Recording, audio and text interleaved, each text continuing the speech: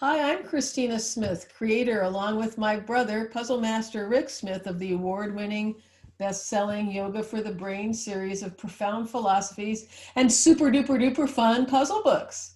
We're celebrating the release of our sixth best-selling book in the award-winning series, Life Wisdom Word Search Yoga for the Brain. Today we are celebrating with the author of puzzle number 56, Karen Stuth, author of Oneness is Our Future. Hi, Karen. Welcome. Hello. So fun to talk to you today. You too. So where do you live? And tell us a little bit about yourself. I live in southern Colorado. Fortunately, we're pretty far from our Colorado fires, but we have, is it smoky here? Yes, we're recording in September of 2020. So Colorado's been on fire for more than a month now, right? It has, but at least we're not experiencing what they are going through in California, Oregon, and Washington. My heart and prayers go out to all the people that are being impacted, even as we sit here today, by those fires. Yes, agreed. I hope. So tell us a little bit about your professional and personal world, whatever you want to say. Well, I am the founder and owner of Satyama Publishing. We are a mind, body, spirit publishing company. We've been around for 11 years, 10 years as publishers. We became publishers by accident.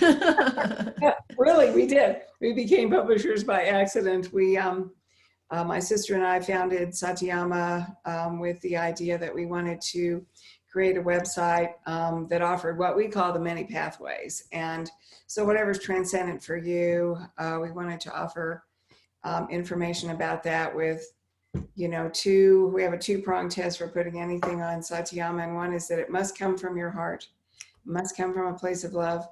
And the other is that it's not exclusionary. So we believe there are many ways, not one way. So anything that fits into those two prongs, we welcome blogs, manuscript submissions, all kinds of things.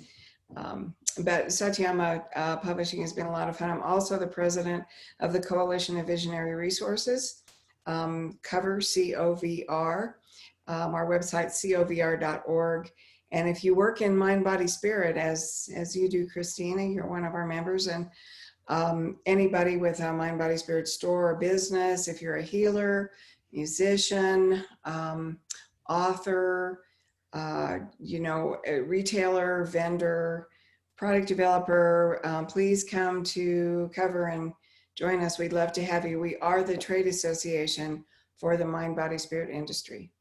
And you do a lot of service with that. And being the president, I'm sure, is no small task with all of the folks that are contributing so greatly to the mind, body, spirit world. So thank you so much for being the president of that organization and all you do to help so many people. We really appreciate it. Thank you. It's really been an honor. I've really enjoyed it. I'm in my last year, so I am, what do they call it? When the president is done, a lame duck. Yeah, I'm a lame duck president. You're termed out and a lame duck. And hopefully grooming your replacement as we speak. You betcha. I want to just talk a little bit about your puzzle, about Oneness is Our Future. And I'm just going to read a little bit from it. So then I'm going to ask you to comment on it. Okay. There is no more important lesson in the world today than that of oneness. Oneness is the idea that we are all connected together, that there really is only one collective unity of beings. We are all interdependent. As we face the future of our struggling planet with its rapidly changing dynamics, we stare into the face of possible loss of life on Earth as we know it. Now, more than ever, it is essential we bring our awareness to focus on our oneness. Oneness is no longer a nice idea, but a core value, an essential mindset we need to rapidly adopt if we are to rescue our world. Could you speak on that, please? Oh, absolutely. Because it's really a topic that's extremely close to my heart, and especially this year, that we've really begun to understand in this year, maybe more than, at least for me, in any year of my life, how much we are all not just connected together, but we are each of us cell in the human body. We are joined together, without division. And part of that oneness includes the planet that we live on and all the other life forms, plants, animals, everything that makes up our world. It's really just one of us. And we've really been able to see this year that when something happens to the one or the many, it impacts all of us. And that has been one of the huge lessons, I believe, of COVID. That we understand now. For example, when there's a virus on our planet, it's going to affect people in all countries. Doesn't matter your age, your race, your gender, your nationality, your belief system. We really are one organism here, and we rise and fall together, essentially.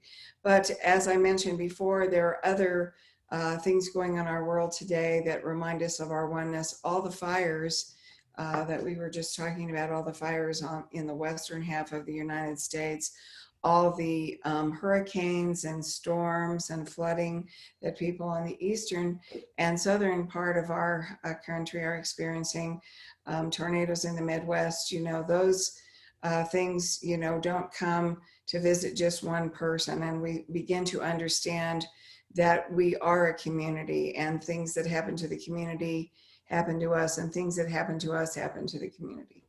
So it was really what I was trying to say in my message of oneness.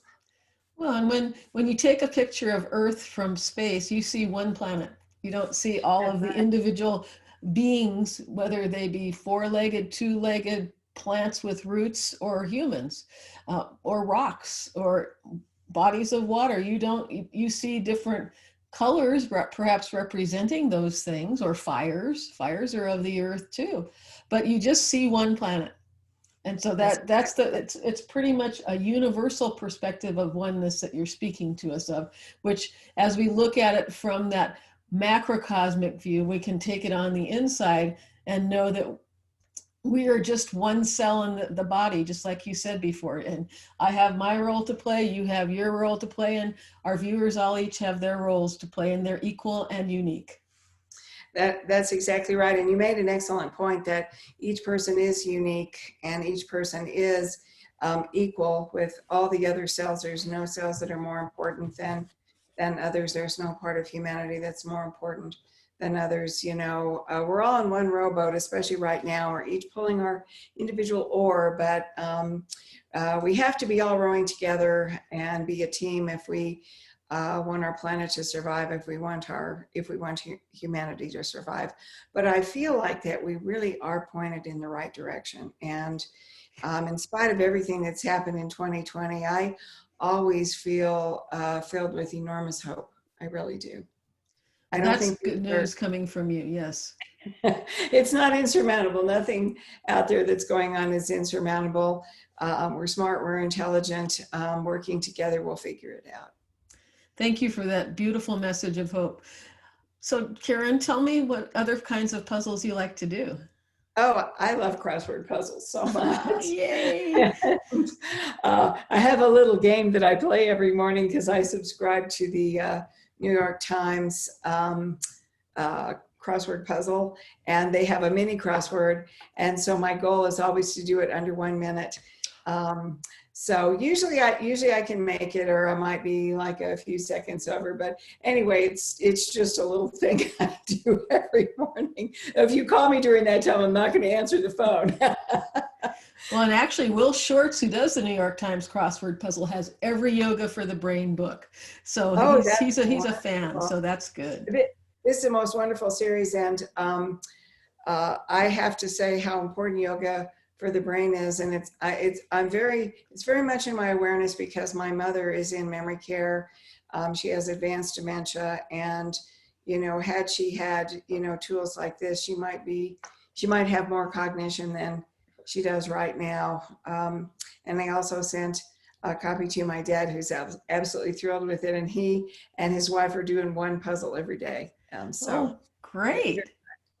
That's super fun. And they get to do your puzzle. They probably I do get it to more. do my puzzle, yes, you know. And since you're at the end of the book, you're kind of like the dessert with the cherry on top, right? I'll go with that. Well, you could pick up your very own copy of Life Wisdom Word Search Yoga for the Brain and do one puzzle a day, or however you want to do it. You know, some people use our books as like a daily message, and or a divination, if you want to call it that. They open the book wherever it opens, and then they read whatever's there, and that's their puzzle of the day, and it's their message of the day. So however you want to use it, you can pick up your copy of Life Wisdom Word Search Yoga for the Brain on Amazon.com, barnesandnoble.com, target.com, and of course, supporting independent bookstores everywhere. Thanks so much, Karen. Thank you. Thanks for giving me a call today. I'm really enjoying. I appreciate being invited to be a part of this, and hope everybody will get a copy because it's just pretty fun. It's pretty fun. That's right. Bye for now. Bye.